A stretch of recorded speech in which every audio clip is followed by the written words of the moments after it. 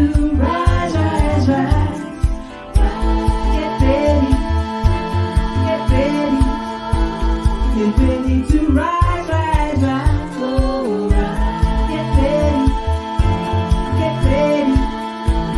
Get ready to rise, rise, rise.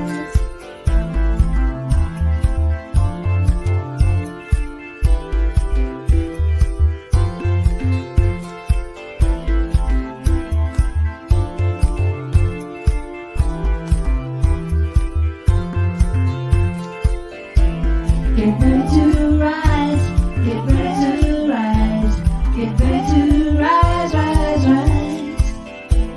Get ready to rise, get ready to rise, get ready to rise, rise, rise.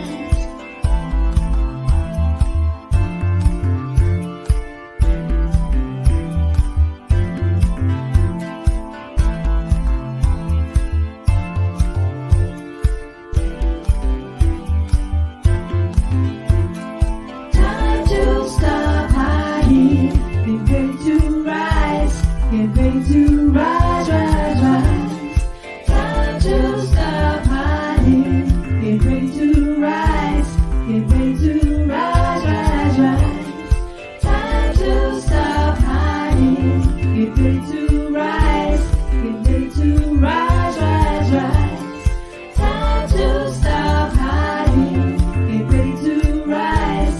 Get ready to rise, rise, rise.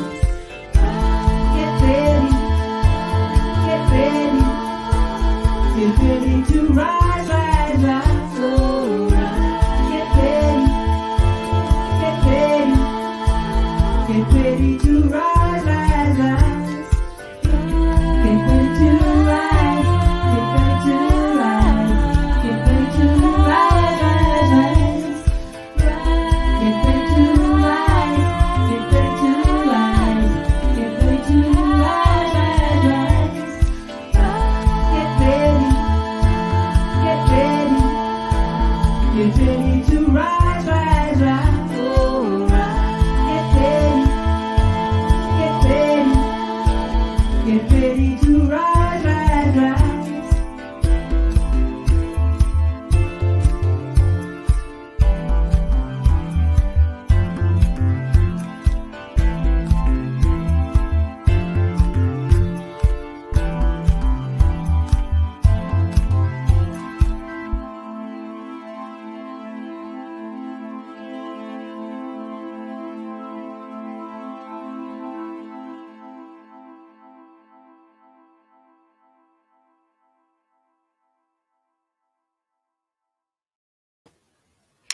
Hello, ladies.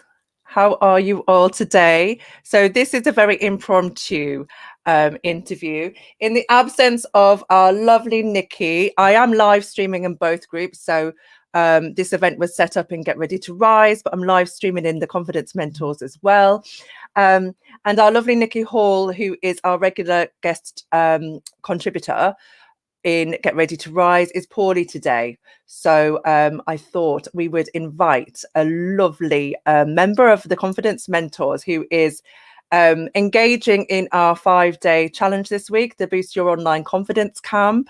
And she was the winner of day 1. So she got to win the Get Ready to Rise book and a warrior hoodie. And her I am statement was so beautiful. And she just expressed what her future vision was for those that are not in the camp. So she basically came on to she posted a video of her talking about her future vision, and then immediately she shared that publicly on her page. So I was like, yes, she's taken action. She's an action taker. She's amazing. So I thought I'd invite her to come in today and talk to us all about negative self-talk, because a lot of us do struggle with it. Even when we think we have it sorted, it still pops up from time to time.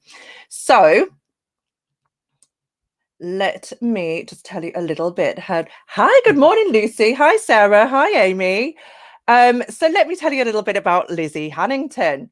Okay, so Lizzie is a mindset transformation coach. She specializes in helping women overcome negative self-talk to enable them to live an empowered life aligned with their true purpose. After 24 years of crippling depression and anxiety, various medications, counselling and therapies, almost 3 years ago, she had the good fortune to meet a mindset coach who helped her to turn her life around. And it was this experience that led Lizzie to train to become a mindset coach herself. And I will invite Lizzie on now so that she can share a little bit more about her backstory and obviously delve into the topic that we've chosen today. So make sure to shower her with some love, ladies. Welcome, Lizzie. How are you? Hiya. Hi, I'm good, thank you. How are you? Yeah, I'm brilliant. Thank you. Loving all your action taken in the group this week, ladies. Yeah, embrace the fear and just do it, right? Exactly. You're enjoying it. Yeah, absolutely loving it. It's I was just saying before that kind of the way things have panned out in terms of business, it's just been stop, start. And over this last kind of lockdown with the kids at home, I've just been like, oh. So I kind of put business on hold, and then I was like, right, where do I start? How do I pick this back up again? And then had the good fortune to stumble upon you through another person who's in your coaching program, who I used to go to school with. And I was like, oh, they're my people. They're the people I've been looking for. So yeah. So that's what. And you've only just told me prior to this call that it was Kate. So yeah. Kate, if you are watching this on replay, I don't think you're live. Thank you for introducing the gorgeous Lizzie to us. She's an amazing person. So it's a pleasure to meet you. It's a pleasure to spend this week with you. Do you want to share a little bit more about your backstory? Yeah. Yeah. So before I went to school, so I was very, very young, and I experienced some traumatic events, which I won't go into right now because we won't. It's another time.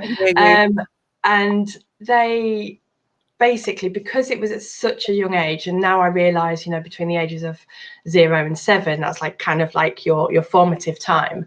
I learned some stuff that perhaps wasn't the greatest things to be learning, and one of those things was to keep your mouth shut, because if you speak out, everything changes. And so that became kind of like my immediate programming.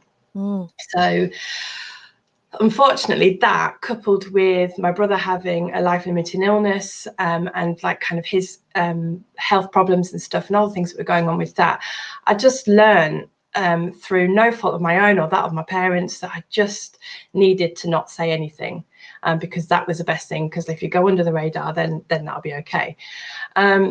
But what that led to was years and years and years of depression, anxiety, self-destructive behaviour, massive overeating. So I had non-purging bulimia for a number of years. And every time I'd think I was getting better, I'd go back to the doctor, I'd get more medication, then I'd find some counselling or some therapy or something, and I'd think, goodness, you know, this is it, I'm sorted. And then I'd be like on the medication, and I'd come off it after a little while, and then within a few weeks, months, I'd be back on it again. And every time it just getting higher and higher and higher, to the point where 3 years ago I was on the highest level of antidepressants I could be on. I was on beta blockers 3 times a day. I was barely functioning. I would take my kids to school, then literally sit at home just staring at the walls, because I just had nothing, no energy, and I'd be dreading them coming home because I just couldn't cope with the noise. And then when they got home, I'd be dreading, like, just waiting till they'd gone to bed so I could just have the quiet. But my brain was never quiet because like there's just all this stuff going on. So at that point I was going to the gym, and the manager of the gym had decided to do a pilot program with a mindset coach locally in Scarborough, and I was put onto this program. I was just really fortunate to be part of that, and incredibly, it just totally switched my life around completely. I had a breakdown in 2011, a year after my brother died, you know, and I had been really, really poorly. And so I met the mindset coach, and within 4 months I was off of every piece of medication that I was on, and I've never touched it ever since. I had this sense of dread that I was just this really horrendously bad person, and that people would find out that I was just inherently bad, and I'd have no friends, I'd be left alone, I'd be completely isolated. I had a feeling that I just wasn't good enough ever. Nothing I ever did was going to be good enough. It didn't matter that I had a man that loved me no matter what. I had family that was supportive. Inherently, I felt that those were all the things I was. Sorry, that was very good English.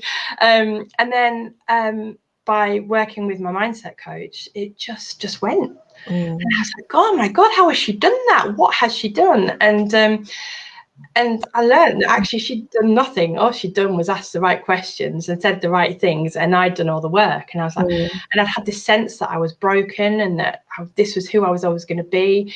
And then I was like, oh my goodness, this is who I am. I've always been this person. And it's just like, you know, when you go to the opticians and like you think, oh God, my eyes are a bit dodgy, but I don't know. And then you put on the glasses that they give you and you're like, oh, hello.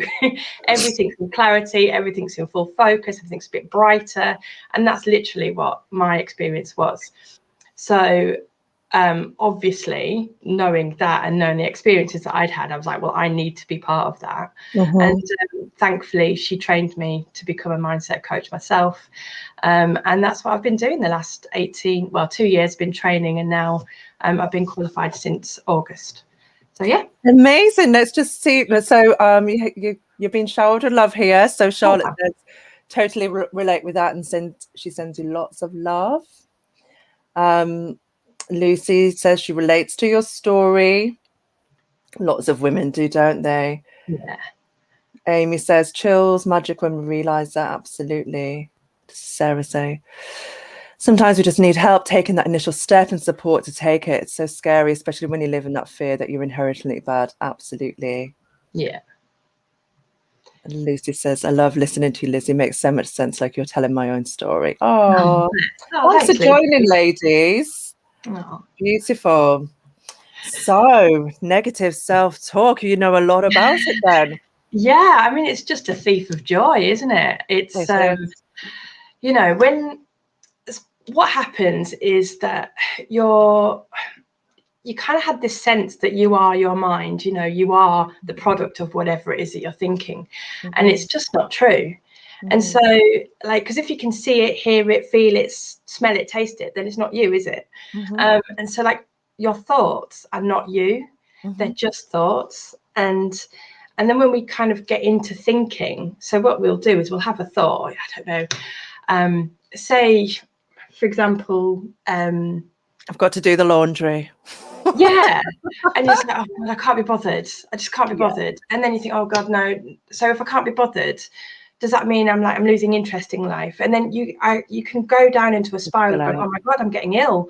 You know, what's happening? I don't want to do anything. I've lost all joy in life. And literally all it is that you just can't be asked to do the laundry, and that's okay.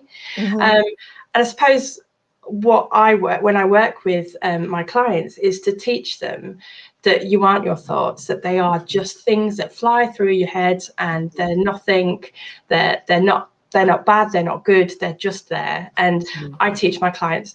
My husband's working in the dining room, and he's just about to print something, I think. So if you can hear the printer going, that's why. So I teach my clients that, you know, how to recognize the thought and go, okay, it's not me, I'm not that, and just move on. So that's a little part of what I do with my clients. And the other thing, so what I would do is I start looking at their life story. So I just ask them what's gone in their lives. I have obviously different questions and stuff that I ask. And by doing that, it helps me to understand where their suppressed and repressed emotions are. So I suppose prior to becoming a coach, I've always had a bit of a knack of being able to kind of see right through to the root of a problem, not my own necessarily, but other people's. I can, you know, every day of the week I can go, okay, yeah, I understand where that's coming from because of this experience, and it's made you feel this way. But what I now know what to do is to help somebody to change that thought pattern. So that's what we would do to start working, is just look at me help looking at where their suppressed and repressed emotions are, and then how we then go about kind of taking them out, having a bit of a look, having a bit of a spring clean, and replacing them with other programming, really. Lovely. Let's just read some of the comments. Lucy says, if we are aware of something, it can't be us. Yes, love this. Exactly. Such a great reminder of how we aren't our thoughts. 100%. Amy, mind management, thought management is my favorite. Thief of Joy, what a brilliant saying. Yes, Thief of Joy. Thief of Joy. It is Thief of Joy. Sorry, I don't know who that is. It just says Facebook user because we're on StreamYard, and if you haven't connected, then we don't know. But thank you for being here. Amazing. So do you want to share like a couple of tools that you have in your toolbox? Yeah, I mean, one of them, I mean, are we allowed to swear now? Yeah? Yeah, go for it. So I have the fuck it bucket. So, you know, and what I do is I support somebody to go, right, so for example, say if there's worry, they're worrying about 90 million different things. I'll get them to write down their worries, and then we've either got the can do or the fuck it bucket.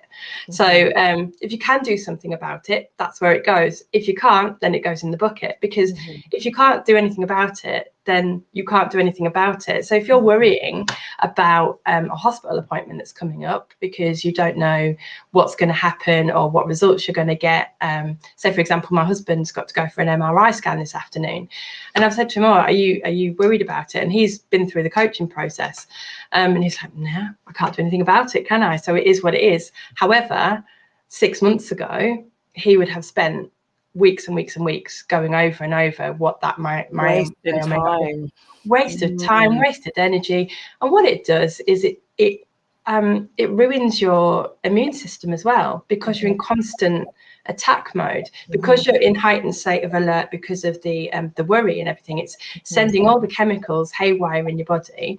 So then what happens is that you then become ill, because your immune system switched off, because you're in survival mode.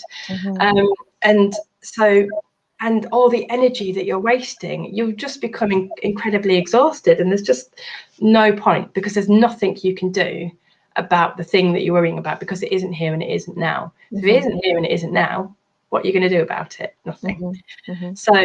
So yeah, the spheres of control is the technical term of it, but fuck it bucket is bucket today. Yeah. Yes. And I suppose the other one that I love to use with my clients who are in a downward spiral thinking pattern, or climbing in the hole and staying there, would be the 3, 2, 1 go technique. So what I would ask, so it's kind of like sort of gratitude journaling, but a little bit more than that. So I'd ask somebody to look at 3 things that went well today and why. So it's really important to anchor into the why, because it's all well and good to say, oh yeah, well that went well, but why did it go well? What did it do for you? What did it make you feel? How did it make you feel about yourself? What was the outcome of that thing that went well? You know, what did you learn from it? So that would be the 3 things that that went well. 2 things that made them proud. So why were you proud of it? Where did you feel it in your body? What happened? What was going on at the time? All of those things. So anything that made you feel proud and made you feel good about yourself, because I do have some clients who are a little bit nervous about using the word proud because it's quite a negative connotation. So sometimes you would have to change the wording, but certainly looking at what it is that made them proud and why. Where, like I say, where did you feel it? What happened in your body? And then the last one is one thing that you're going to do tomorrow that's going to make your day amazing. So they're just 2 really simple tools that I would use to support somebody to get out of the kind of the negative thought patterns, and also to lift their head up and look at what's going on in their world. That's perfect, because what you're describing there is really allowing yourself to feel the emotions attached to action, right? It's so important to really take stock. And sometimes we don't look back on all the positive things that we do. we kind of just keep on going, you know. So for somebody Yeah. who's spiraling, it's important to remind them, isn't it, that, you know, you've also done some amazing things. And like you said, what did you feel when you were doing those? How did you feel when you achieved those? Yeah. Anchor into that feeling and move forward with it. And I think as well, when you're working with people who have habitually refused to feel anything, whether that be good, bad, or indifferent, you're helping that person to retrain themselves to start feeling something, and start feeling the good stuff, the stuff that lifts them up, the stuff that's upward spiraling, the stuff that makes them feel good about themselves. Because it's really easy, as you say, to, you know, say, for example, at work, you get an appraisal. And in that appraisal, they've told you 10 things that you've done that are incredible. One thing that they go, well, maybe, that's it, you're down, you know. And so it's about looking at the things that pull you up. So, and retraining your brain to not go to the one negative thing. Because here she is, Kate. Yeah, exactly that. So those are the two really simple basic tools that I think are really easy to go to, and something that you can just put into your daily life really simply. So I'm gonna have a look at the comments, see if I missed any questions. Oh, Kate's showing you a love today. I'm glad she said I'm so knowledgeable, because I feel like I'm waffling, but no, it's very, and those strategies are so powerful. It's like the same kind of thing I use, but for a different reason. Do you know what I mean? Yeah. Like, you're working on mind, I'm working on making sure that people take action in business. You know, it's just the same thing applies, isn't it? Yeah. Sarah says, I knew it as part of the stressful and fuck it bucket is better. Yeah, isn't it? Well, it rhymes and it sounds really good when you say it in a northern accent. So excellent. Fantastic. Do you want to share? What have you got? Anything else? So you've got a new toolbox you wanted to share? Well, I was just having to think. So one of the things that that is really, really powerful is a reflect and release. So let's have a think about this. So everything we do is cause and effect, isn't it? So if we have a negative emotion, that is just the effect, and the cause is something else. So often we will have so say, for example, something happens and later on in the day, and it's something that niggles, something that's just like, oh, just pushes your boundaries, pushes your values a little bit, and you're just like, that's not okay. And then 3 or 4 hours later, someone, like a partner or a child, comes in, and they and you spent the day getting the house all sorted, whatever, and they come in and they just throw their coat on the floor, or they just put the cup on the side and not in the dishwasher or whatever, and you blow. Like, you're not blowing because of them doing that. You're blowing because somebody's wound you up prior to that. Something has pushed your boundaries, and your reaction is, when somebody else does that a bit later on, is to, like, kind of over emotion. So when somebody does that, or when there's a kind of like an explosion of some kind of emotion, whether that be sadness, fear, whatever it might be, what I would ask somebody to do is to put on the top of a piece of paper, I feel, and whatever that thing is that they feel. So say, for example, I feel angry. And then I would ask them to just, for 2 or 3 minutes, write whatever comes up in their awareness. I don't want them to tell me anything about what it is that has made them feel that way. I want to know what the feelings are. Where do they feel it in their body? What are they actually feeling? What are they telling themselves about themselves? All of that kind of stuff. And then once they've done that, then I would ask them to just sit for a couple of minutes and just say, I am feeling this feeling. Take the label off of it, which can be quite a tricky thing to think about to start with. But if you can't just go, this feeling is the feeling I'm feeling, because if we say it's I'm feeling angry, then you're going to have all that past experience of anger coming up, and it's going to muddy your waters a little bit. So just feel the feeling. And if you can't take the label off. Just ask yourself where you're feeling it in your body and focus on that, and just let it be. Just let it come into your awareness and let it just sit there for a few moments, because we spend all of our lives denying ourselves negative emotions most of the time, and that's where the problems arise. And then I would ask the person to rip up that bit of paper, burn it. Burning's the best bit, I think, because it just feels amazing, and you're giving it back to the universe. It doesn't belong to you. It's not your thing, so you're giving it away. And then the next part of that is to go and do something that makes you feel alive, makes you feel good about yourself, makes you remind you what a warrior you are, what an amazing, empowered, incredible person you are. So yeah, that would be my other tool. That's beautiful. Love that. It's always a bit amazing when you write stuff down. Lots can come up. It absolutely does, Kate. Yes. So who's your ideal client? Do you have an ideal client, or is your client base quite varied? Women, obviously. Probably women in their 40s who are juggling all the things. Women who've probably tried lots of different ways in which to manage their negative emotions. Most likely it'd be somebody who has experienced depression or anxiety, because that is like kind of the extreme version of negative self-talk. And someone who is aware that there's something more, there's something's not quite right, and there's something more, and there's something bigger than themselves. You know, they're part of a universal energetic field, and that they're willing to put the work in, really. So, yeah, love that. Thank you so much for sharing. How do you feel? Well, my first live, that's all right, I think. You did amazing.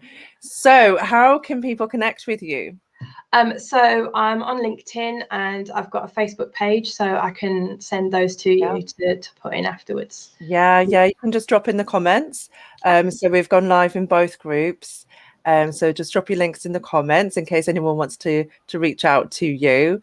It's been lovely sharing this space with you. Thank you for the opportunity. Sorry for the lastminute.com invite, but yeah, well, at least I didn't initially go, no. I just went, yeah, I'll do that. I'm like, oh, no, what am I doing? Exactly. So Kate thinks that she's not only your oil skill friend, but she thinks she's your ideal client. Yay, there you go. There we are. Yes. There you go. And Sarah's just said, I often confuse myself thinking I should be all sorted before I help others. Finding that balance is strange. You have been so great. Thank you, Lizzie. Thank you. And I have to say that it's a daily process. I thought once I'd had the coaching and I became a coach myself, that that'd be me done, sorted. But it's not. You just got to keep going. You've just got, and that's one of the joys about when I'm working with a client, because it reminds me when like they're doing something, I'll be like, oh god, yeah, I've got to remember that that's something, and it will jog my memory to do that thing, or to just address that issue. Yeah, so nobody's perfect. Nobody is 100% confident. It's like everybody, I don't care who you are, we all struggle with negative self-talk at time to time, and it's just knowing what tools to bring out of your toolbox, or absolutely. Who to work with, like yourself, to work on your mindset. That was beautiful. Thank you so much, Kate. Thank you. Lizzie. Kate, you're making me say Kate. I've got Kate in my brain now. Lizzie, darling. And thank you for introducing Lizzie to the group, Kate. That was a lovely gesture. So have a good day, ladies. Thank you, Lizzie, for joining, and have a blessed day. Thank you. All right, bye-bye.